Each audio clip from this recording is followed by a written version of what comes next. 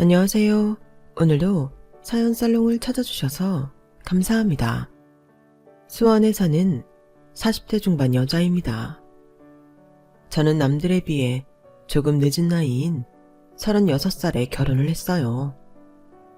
이유야 여러 가지 있겠지만 가장 큰 이유는 제 일상생활에서 일하는 시간이 차지하는 시간이 워낙 길다 보니 어디 가서 마음에 드는 분을 자연스럽게 만나기는커녕 소개나 선을 보기에도 시간이 여의치 않더라고요. 일하는 시간대도 다른 사람들은 일이 끝나고 집에 와 휴식을 하는 시간대라 더더욱 사람을 만나기가 쉽지 않았어요.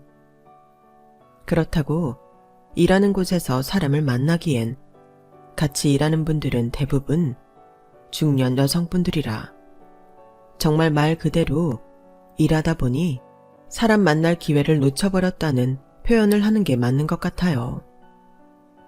저는 친정 아빠께서 하시는 사업에 함께 뛰어들어 일을 하고 있거든요. 아빠는 제가 어릴 때는 식품회사에서 신제품을 개발하는 연구원이셨는데 제가 성인이 되자 돌연 회사를 퇴직하시고는 요식업에 뛰어드셨어요. 자식을 키우는 동안은 안정적인 직장을 선호하시다가 자식을 다 키우고 나니 이제는 한번 꿈꾸던 일을 해보고 싶다고 하셨죠. 그렇게 아빠께서 가장 먼저 차리신 식당은 고추장 석쇠 불고기를 메인으로 한 한정식집이었어요. 처음에는 잘 되는 둥 마는 둥 했던 식당이 점차 반응이 오기 시작하면서 하나 둘 지점을 늘려가기 시작했고 제가 대학을 졸업했을 쯤엔 저도 뛰어들게 되었죠. 학생 시절 서빙 알바부터 시작해서 졸업하면서 본격적으로 일을 시작했어요. 매니저 점장부터 시작해서 차근차근 천천히 일을 배웠죠. 그렇게 10년이 흐르고 나니 아빠는 사업을 확장하기 위해 감자탕집도 여셨어요. 지점이 여러 개인 한정식 브랜드는 이미 유명해질 대로 유명해지고 매출은 안정적으로 잘 나오고 있었기에 한동안은 감자탕집에 열중했던 것 같아요. 이런저런 사이드 메뉴 개발부터 사람들도 새로 뽑아야 했어요. 그렇게 저의 소중한 가게에 첫 점장을 맡게 된 게 지금의 제 남편이었어요. 남편은 프랜차이즈에서 매니저로 일한 경험은 많았지만 점장 경험은 없는 사람이었어요. 이렇게 막 시작하는 가게에 점장을 맡기기엔 불안한 감이 없지 않았지만 아빠께서는 남편을 괜찮게 봤던 모양인지 과감한 결정을 내리셨죠. 감사합니다. 열심히 하겠습니다. 저희는 직급은 달랐지만 나이는 같았어요. 아빠께서는 그동안의 경험을 토대로 이 가게는 저에게 제대로 맡아 키워보라 하셨고 그렇게 저와 남편은 가게 매출을 올리기 위해 여러 가지 아이디어 회의를 했어요. 일도 함께하고 거의 모든 시간을 붙어있다 보니 환경상 좋든 싫든 정이 붙을 수밖에 없긴 했죠. 시간이 흐르자 언제부터인가 주변 직원들조차 저희 관계를 궁금해할 정도로 친밀한 관계가 되어 있었어요. 부장님, 저희 무슨 관계예요? 네? 무슨 관계기는요? 부장이랑 점장 관계죠. 어느 날 뜬금없이 물어보는 질문에 저는 그제서야 남편이 제가 주변에서 만날 수 있는 동갑내기 또래 남자라는 걸 처음으로 인식했어요.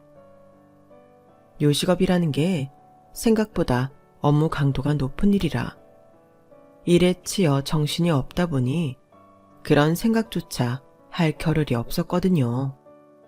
아, 직원들이 자꾸만 저희 보고 무슨 관계냐고 물어봐서요. 전부터 아는 사이였냐고 하고 저희가 좀 친해 보이나 봐요.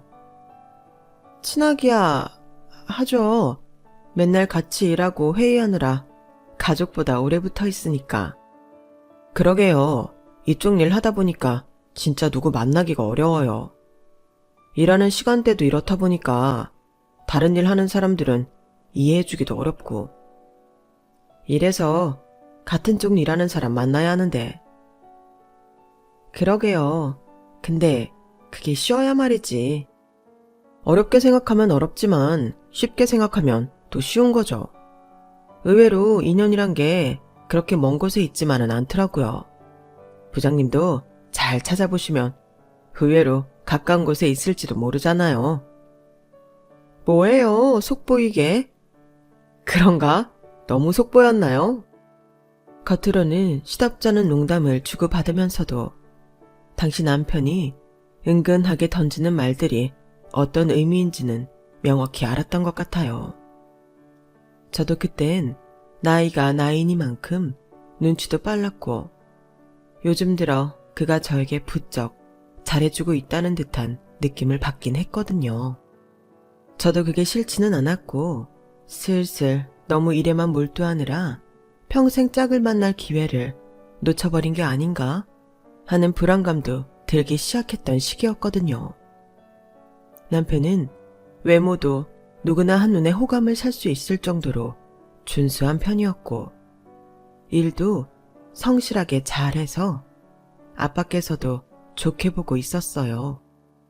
옆 사람을 잘 챙겨주는 세심함도 갖고 있고 유머 코드도 잘 통하는 사람이라 문득 이런 사람과 결혼하면 어떨까 하는 생각이 들긴 하더라고요. 오랜 시간을 혼자 고민해본 결과 나쁠 게 하나도 없다는 생각이 들었어요. 저도 그 사람에게 이성적 호감이 아예 없는 것도 아니었고 본인이 하는 일에 일욕심이 있는 것도 마음에 들고 성격도 잘 맞았을 뿐더러 무엇보다 가장 좋은 건 같은 일을 하고 있다는 점이었어요.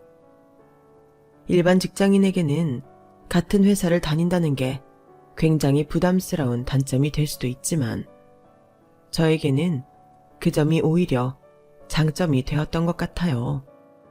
까놓고 말해서 친정 아빠가 대표인 곳이다 보니 만약 잘못되더라도 저는 잃을 게 없다는 다소 극단적인 생각도 잠깐 했던 것 같아요. 제가 그런 고민을 하는 와중에도 남편의 은근한 구애는 계속됐어요. 부장님, 내일 쉬는 날인데 뭐 하세요? 일정 있으세요? 일정은 따로 없는데 왜요? 아, 그럼 오늘 마감하고 저랑 심야 영화 안 보실래요? 요즘 이 영화 재밌다는데 같이 볼 사람이 없어서. 저랑 봐주시면 티켓 값이랑 팝콘은 제가 쏠게요. 뭘 그렇게까지. 제 건 제가 낼게요. 아이, 같이 봐주는 거 고마워서 그래요. 부장님도 아시겠지만 이 시간에 영화 같이 봐줄 사람이 진짜 없잖아요. 그렇게 얼떨결에 남편과 심야 영화를 보게 되면서 저희는 처음으로 단둘이서 데이트 같은 데이트를 했어요. 영화를 다 보고 나서 아쉬운 마음이 들어 술을 한 잔 기울이며 이야기를 나누다 보니 남편에 대한 호감이 점점 커지는 것 같더라고요.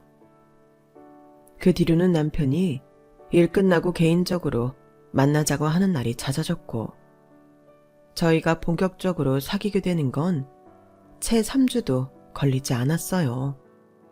그렇게 비밀스럽게 연애를 시작했지만 반년도 못 가서 모든 직원들이 알게 되었고 저희 아빠 귀에까지 소식이 들어가게 됐어요. 윤주야, 너 김민성 점장이랑 만나고 있다면서? 네? 아, 네. 아빠, 그런데 어떻게 하셨어요? 본점 매니저가 너희 지점 방문했다가 직원들한테 들은 모양이더구나. 아, 벌써 거기까지 소문이 퍼졌어요?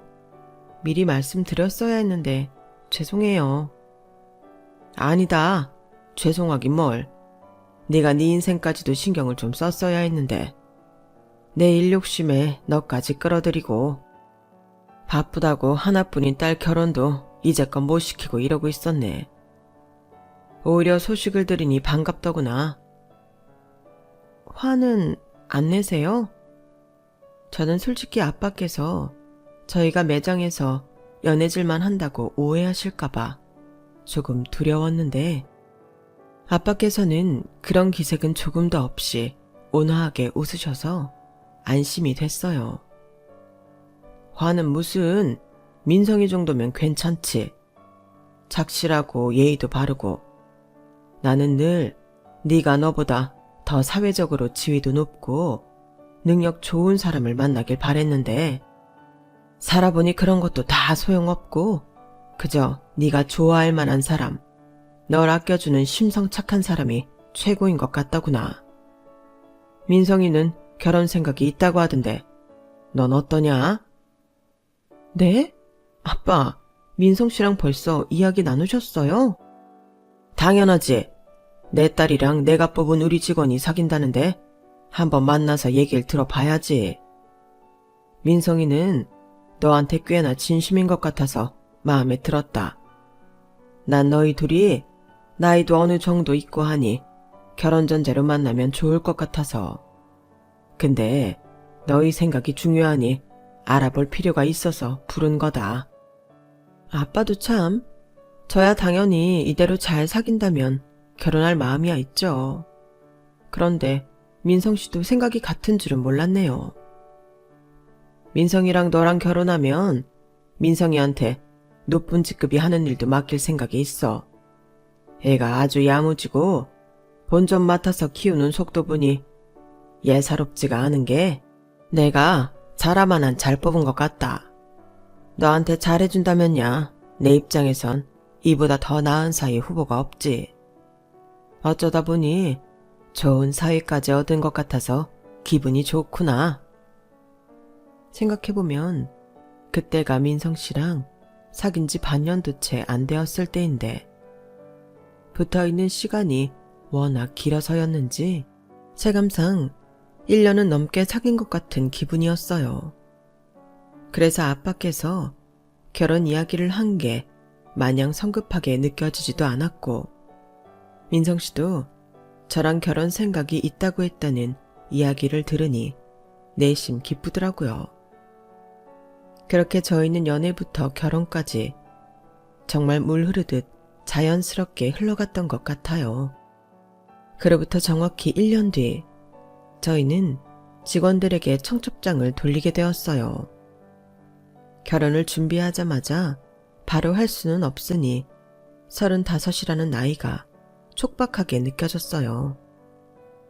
마치 예쁜 시기에 결혼할 수 있는 나이가 얼마 남지 않은 것 같은 기분이었죠.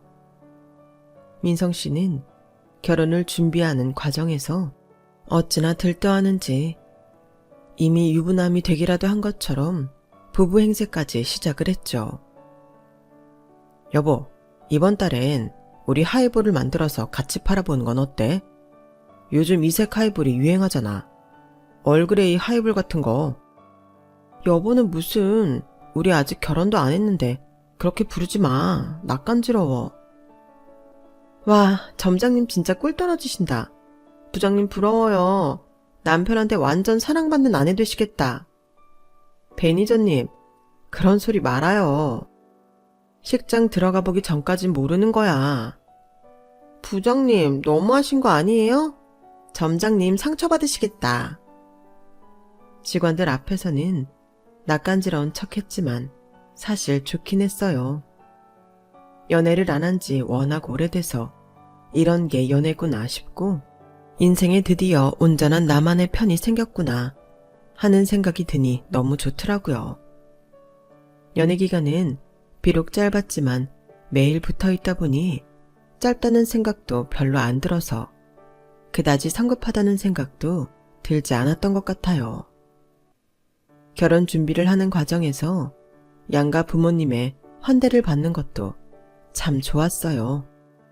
대부분 결혼을 한다고 했을 때 양가 부모님 중 한쪽이 못마땅해 하거나 반대하기 시작하면 꽤나 골치가 아파지던데 그동안 일을 하며 민성 씨를 좋게 봐온 저희 아빠부터 시작해서 예비 시댁에서도 저를 굉장히 반기는 분위기였어요.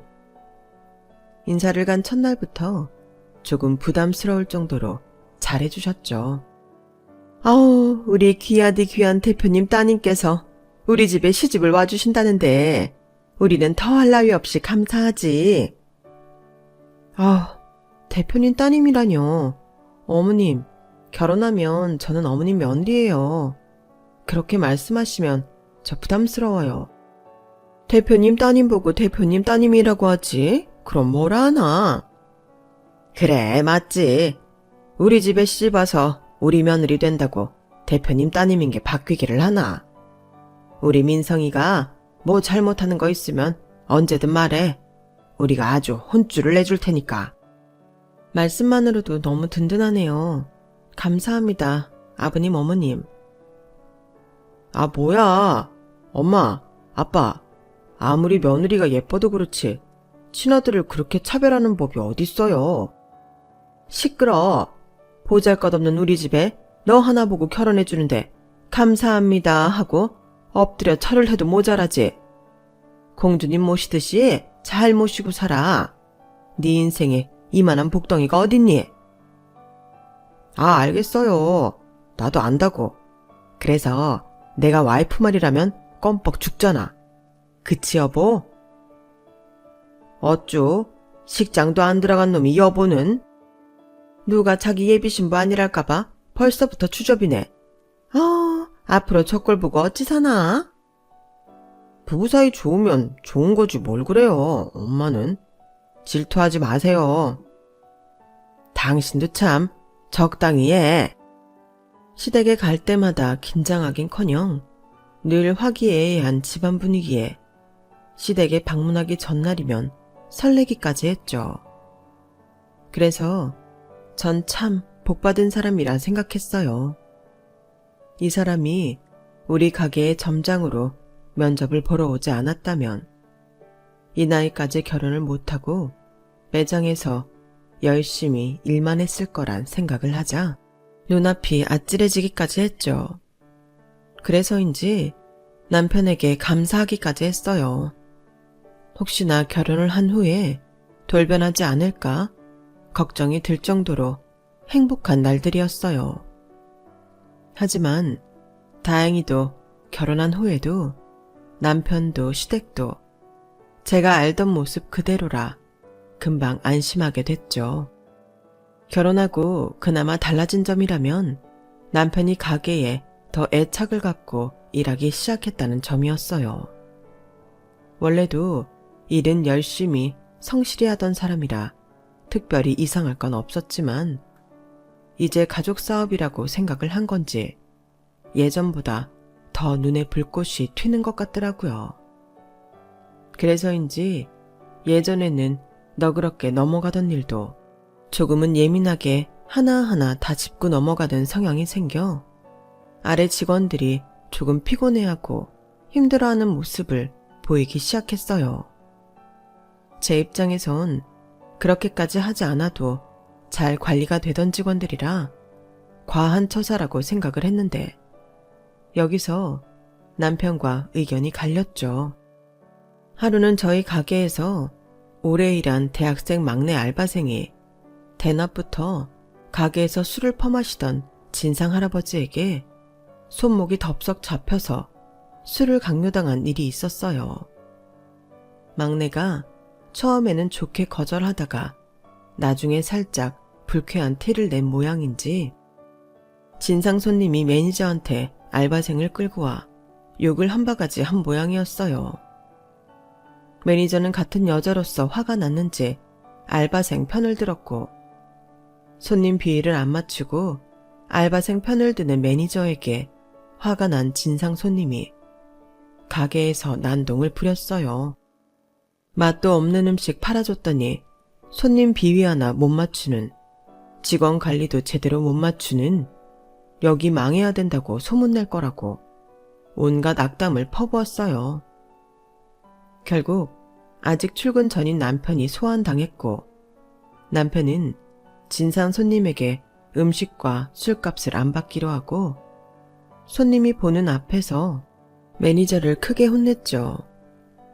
저는 주방에서 몰래 눈물을 훔치는 매니저를 발견한 뒤에야 그런 일이 있었다는 걸 알게 되었고 남편이 너무 과했다는 생각이 들었어요.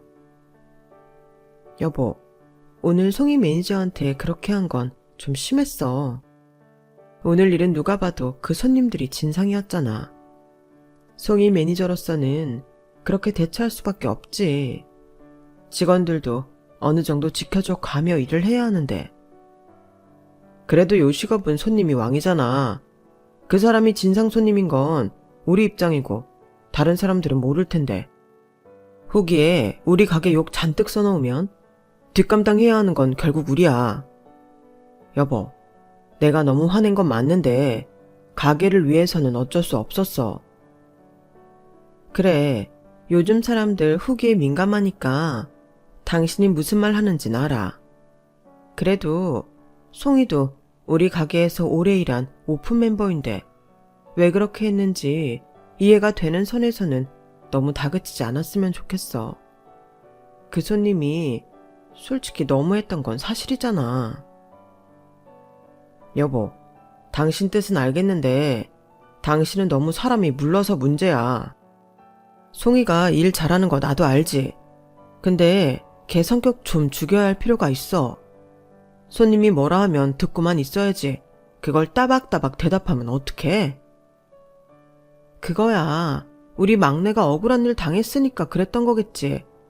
그냥 진상짓이었으면 송이 매니저도 가만히 있었을 거야. 그리고 당신도 막내 엄청 예뻐하잖아. 우리 동생 같은 애가 그런 일을 당했는데 솔직히 화나지 않아? 당신이 아무리 뭐라고 해도 난 가게를 위해 내린 결정이야. 이 정도로 끝난 걸 다행으로 여겨. 그 손님이 이상한 소문 냈으면 우리 가게는 끝이야. 조금 우리끼리 의가 상하더라도 손해는 막았으니 된 거야. 사람도 중요하지만 난 가게가 더 중요해.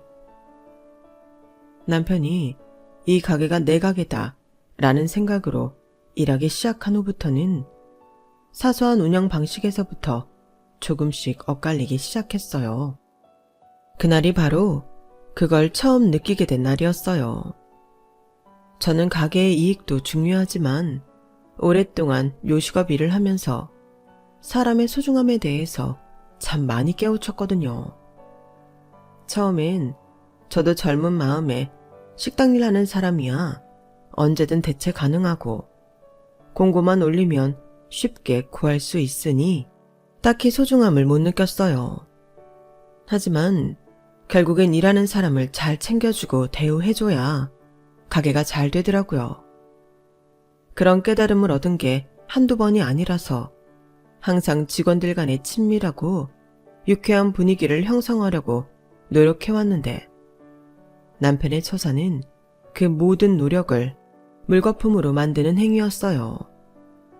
그 일 때문에 남편과 결혼 후 처음으로 크게 싸웠는데 아니나 다를까 다음날 막내가 출근하자마자 저를 찾아왔더라고요. 부장님, 저 이번 주까지만 일하고 관두려고 해요. 오래 일할 수 있다고 했었잖아. 혹시 어제 있었던 일 때문에 그래? 네, 제가 가게에 너무 누를 끼친 것 같아요. 매니저님 얼굴 뵐 면목도 없고요.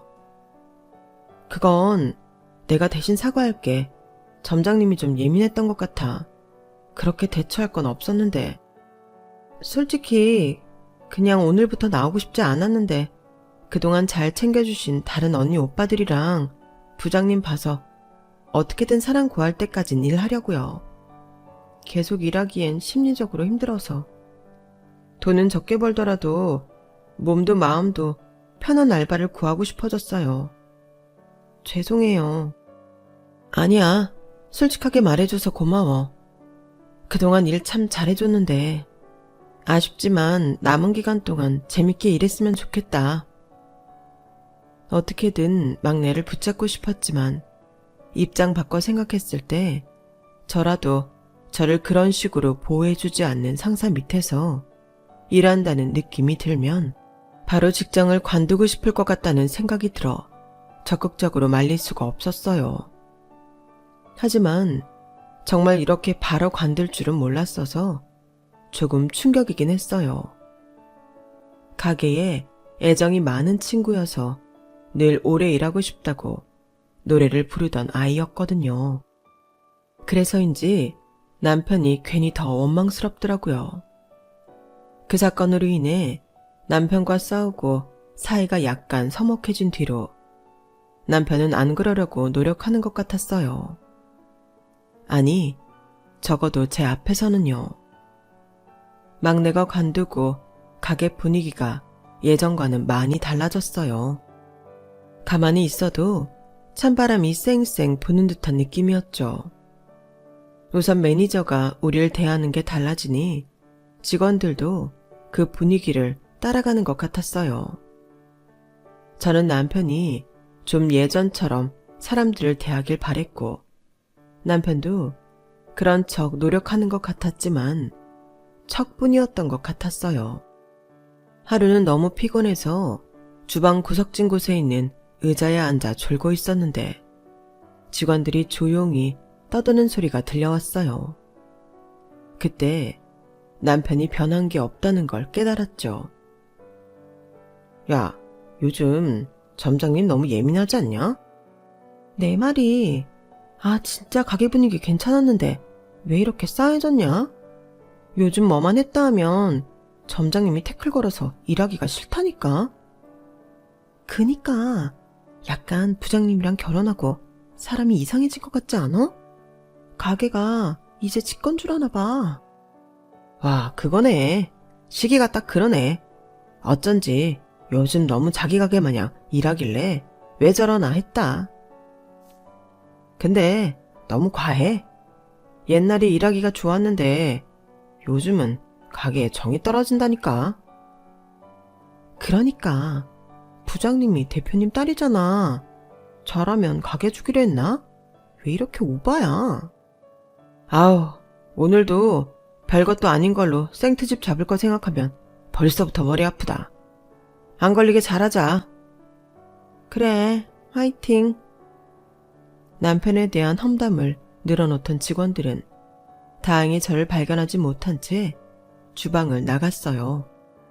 그렇게 남편이 제 앞에서만 변한 척을 했다는 걸 알게 되었고 직원들의 불만은 여전하다는 사실을 확인했죠.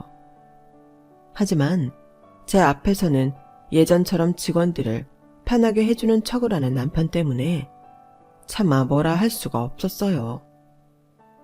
제가 주방에서 들은 걸 얘기했다가는 남편이 그 이야기를 나눈 직원들을 캐물을 것 같았거든요. 그래서 제 앞에서 꼬투리 잡힐 만한 짓을 하는 게 없는지 감시하는 것 말고는 방법이 없었죠. 하지만 남편은 꽤나 철두철미하게 제 휴게 시간이나 본사일로 외근을 나가거나 미팅이 있을 때 직원들을 혹사시키는 것 같았어요. 결국 송이 매니저가 나가겠다고 했을 때 억장이 무너지는 것 같았죠.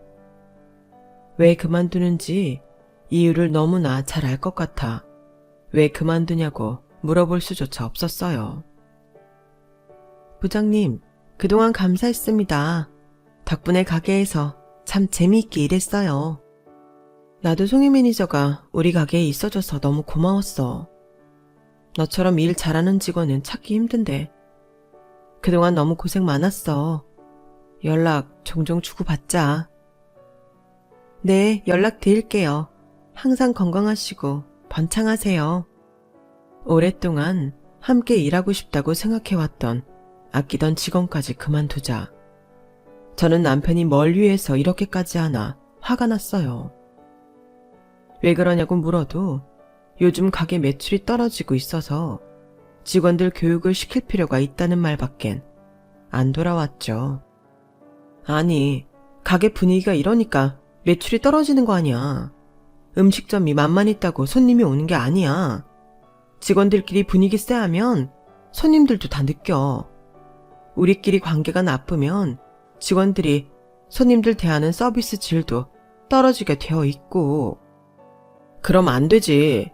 애초에 일을 잘했으면 나한테 한 소리 들을 일이 있겠어? 일을 못해서 혼나놓고 기분 나쁘다고 서비스 질을 떨어뜨리면 직업 정신이 없는 거지. 나도 그런 직원은 필요 없어. 그런 사람들은 어차피 쉽게 관둬.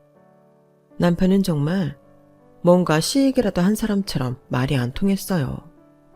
그러던 중 안정적으로 매출이 나오고 있던 한정식 집마저 경쟁업체가 잘 되면서 매출이 점점 떨어지기 시작했어요. 결국 아빠께서는 한정식 집을 매각하기로 결정을 내리셨고, 그 소식은 저희에겐 약간 충격이었죠. 한정식집 소문이 들려오자 곧 저희 매장도 안 좋은 소문이 돌기 시작했어요. 남편은 눈에 띄게 초조해하며 직원들을 더 못살게 굴기 시작했어요. 브레이크 타임도 없애고 그 시간대 음식 가격을 낮춰서 파는 등 무리한 이벤트까지 감행을 했죠. 하지만 그 결과 마진이 남지 않는 장사가 반복되면서 손익분기점을 간신히 넘는 날들이 많아졌어요. 그 과정에서 남편은 인건비를 줄이겠다며 잘 일하고 있는 직원을 트집 잡아 해고하거나 그만두게 하는 등의 짓도 서슴지 않았어요. 저는 정이 떨어질 대로 떨어졌고 남편과 관계는 최악을 달리고 있었죠. 그러던 어느 날 아빠께서 가게에 직접 찾아와 저희 두 사람을 불러내셨어요. 아빠의 입에서 나온 말은 충격적이었죠. 얘들아, 미안한 소식이지만 이 가게도 곧 접어야 할 것 같다. 건물주가 임대료를 올렸는데 지금 매출로는 더 이상 감당하기가 힘들겠어. 네? 이제야 좀 잘해보려고 하고 있는데 장인어른, 이건 아니죠. 안 돼요. 네가 열심히 해준 건 안다만 지금 매출로는 임대료는커녕 적자만 나오게 생겼어. 지금은 적자를 감당하고 있을 때가 아니야. 더 늦기 전에 가게를 정리하는 편이 낫다. 그럼 저희는 뭐 먹고 살라고요? 이제 와서 다른 식당에 가서 일할 순 없잖아요. 둘 다 이 정도 경력이면 다른 곳 가서도 충분히 환영받을 거야. 조금만 버티고 있어라. 내가 금방 다시 방안을 마련해서 부를 테니까. 응? 진짜 장인어른만 믿고 열심히 일했는데 그 결과가 이거라니. 이게 뭡니까? 여보, 무슨 말을 그렇게 해. 매출 못 낸 건 우리야. 아빠도 속상하실 텐데 당신이 그렇게 말하면 어떡해? 나는 가게 살려보겠다고 별의 별짓을 다 했어. 나는 이런 말 할 자격 있어. 내가 어떻게 노력했는지 알면서도 기회 한번 안 주고 가게를 접으라는 장인어른께서 너무한 거지. 우리 아빠 가게야. 여기 우리 아빠가 투자한 가게 아빠가 접겠다는데 뭔 상관이야. 당신 참 말 짜증나게 한다. 장인어른 가게가 내 가게지. 언제까지 장인어른께서 운영하실 수 있을 것 같은데? 당연히 나중에 물려주실 텐데 그럼 내 가게 아니야? 아니, 물려줘도 아빠가 나한테 물려주지. 왜 당신한테 물려줘? 그만들 해라. 내가 어찌됐든 방안은 마련하고 있으니까. 그럼 적어도 무슨 방안을 마련하고 있는지는 말씀해 주셔야 하는 거 아닙니까? 저희 보고 손 놓고 기다리라고만 하시면 어떻게 기다려요?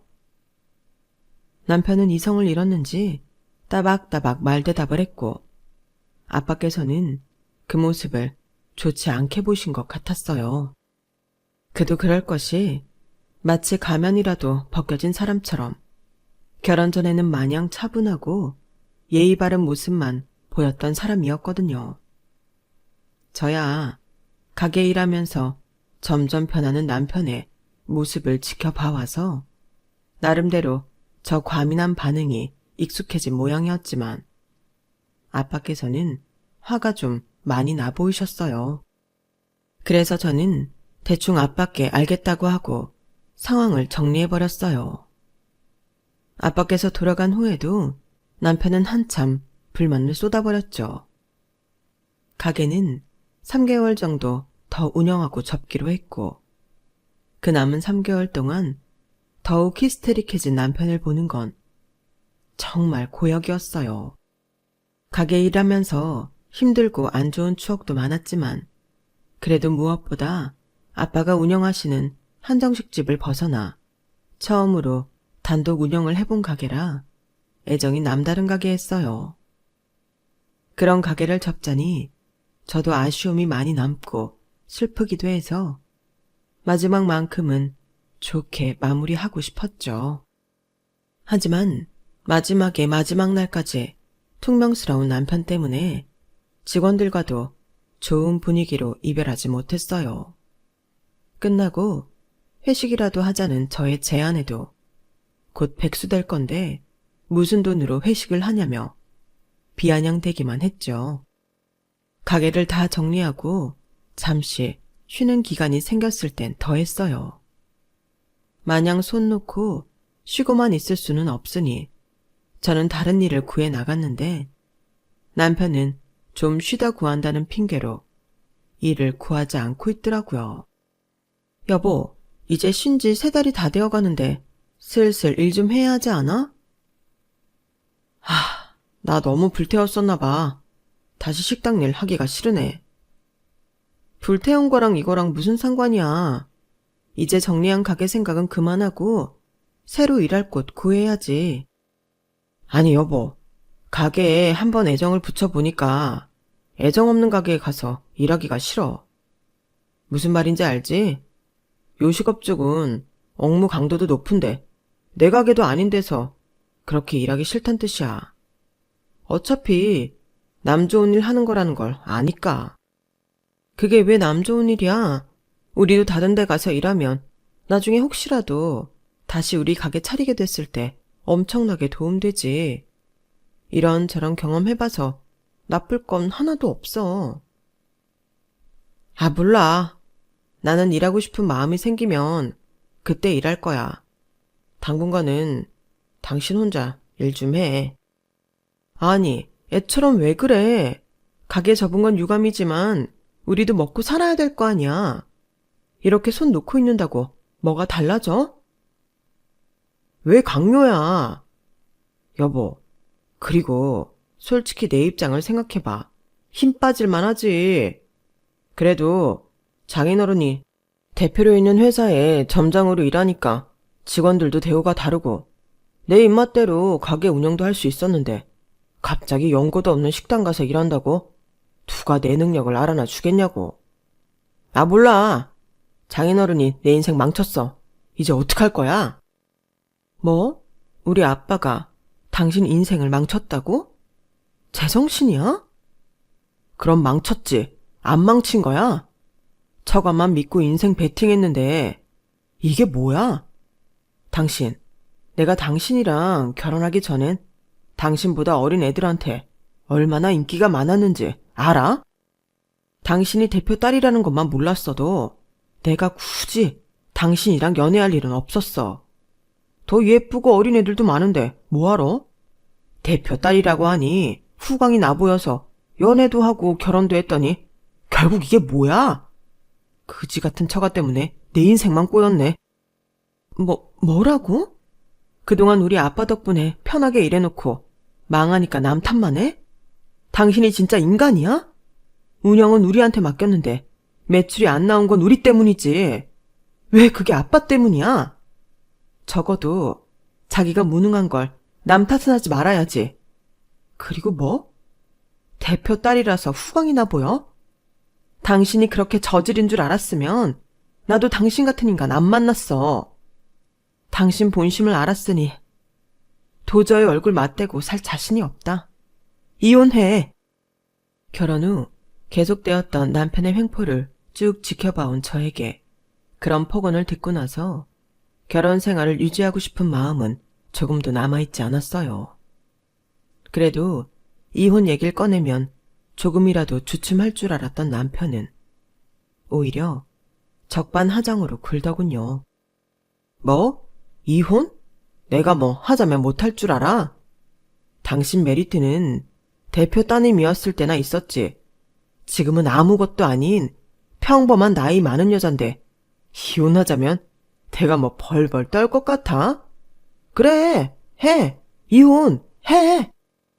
화끈히 지른 거지만 바로 받아칠 줄은 몰랐는데 이혼에도 아무런 상관도 없다는 남편의 태도에 정말 순식간에 정이 확 떨어졌어요.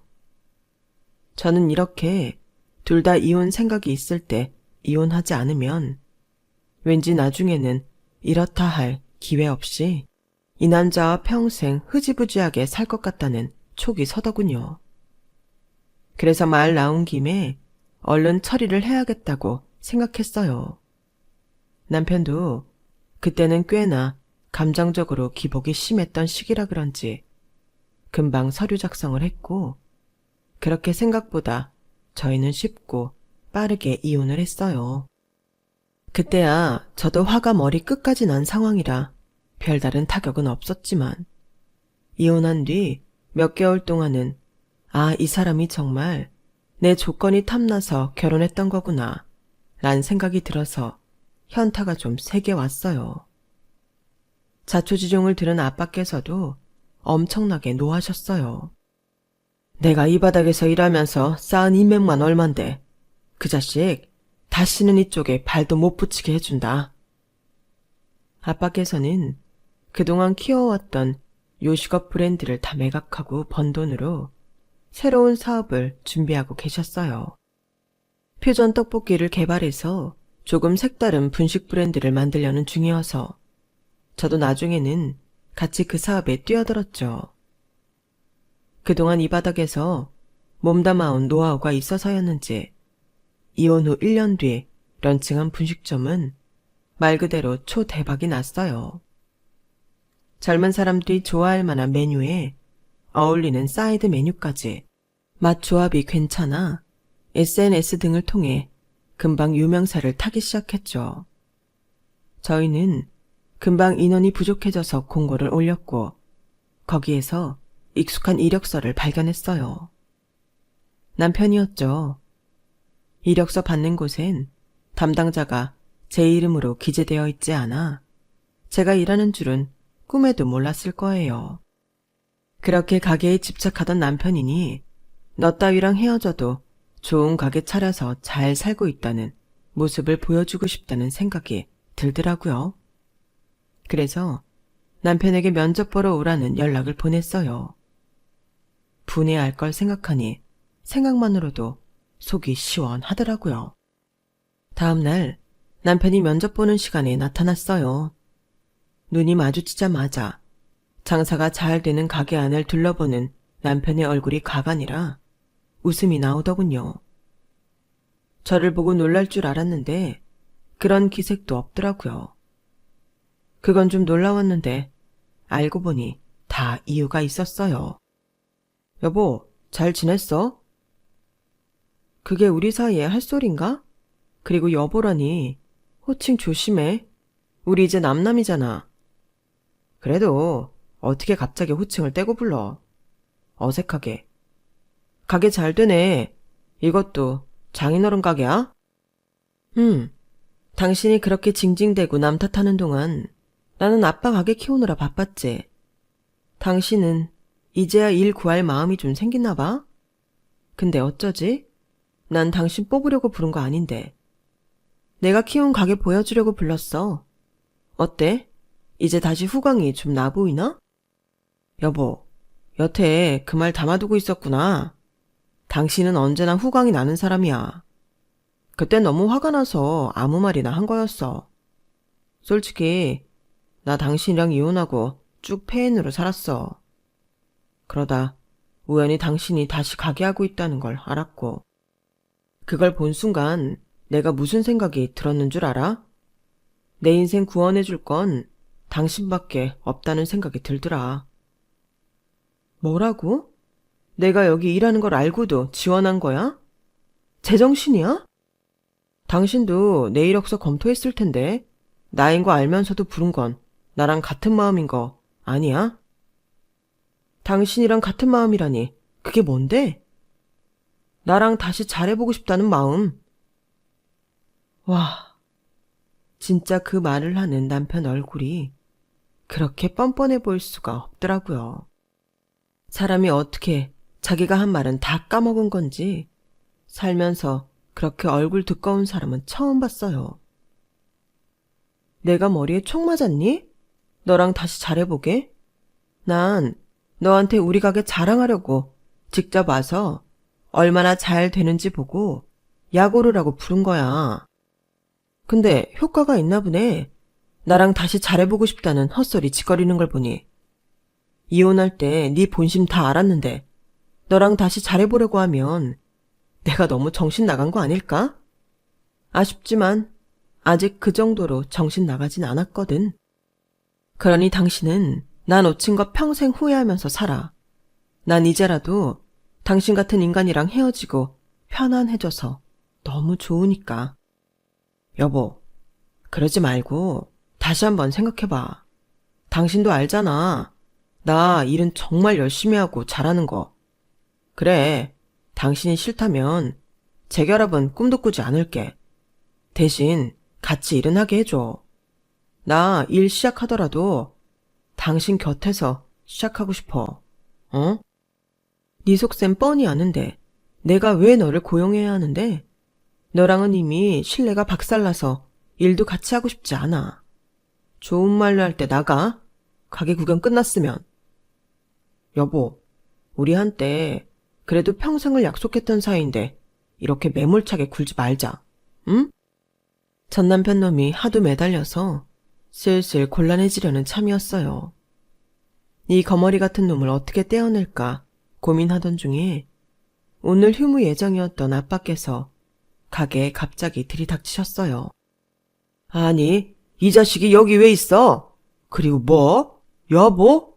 이 자식이 미쳤나? 내 가게에서 안 꺼져? 장인어른.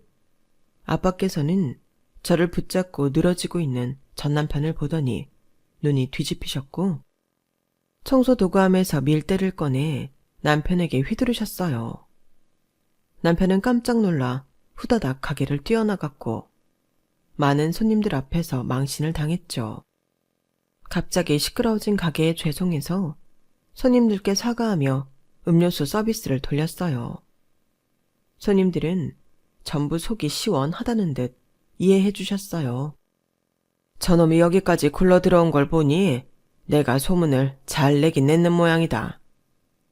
내가 아는 사장들한테는 지병 수배범 마냥 저놈 사진 뿌려서 뽑지 말라고 했거든. 아주 속이 시꺼먼 놈이라고. 정말요? 어쩐지 절실해 보이더라니. 아무리 그래도 어떻게 이혼한 전부인 가게 와서 뽑아달라고 해요? 진짜 살면서 저렇게 뻔뻔한 인간은 처음 봐요. 내 말이 그 말이다. 저런 놈을 사위라고 한때 예뻐했던 내 자신이 싫다. 그럼 저는 어떻겠어요, 아빠. 저런 놈을 평생 배우자로 믿고 살아갈 뻔했는데. 그 일이 있은 뒤로 남편은 코빼기조차 보이지 않았어요. 정말 이런 걸 보면 사람은 좋을 때, 잘 나갈 때보다 힘들고 상황이 안 좋을 때 나한테 어떻게 대하는지를 잘 봐야 하는 것 같아요. 결혼 전 잘 나갈 땐 세상 잘해주던 남편이 사업이 망하니 막말을 퍼붓고 다시 사업이 잘 나가니 양심도 없이 찾아와 재결합 같은 헛소리를 짓거리는 걸 보면 말이에요. 여러분께서도 평생을 함께하고 싶은 사람이 생긴다면 인생의 안 좋은 시기에 나를 어떻게 대하는 사람인지를 잘 살펴보세요. 내가 가장 보잘것없는 상태일 때 인간은 숨겨져 있던 본성을 드러내기 마련이더라고요. 지금까지 제 사연을 들어주셔서 감사합니다. 매일매일 행복하세요. 여러분, 사연 댓글에 응원과 현명한 조언 부탁드려요. 좋아요와 구독은 저에게 큰 힘이 됩니다.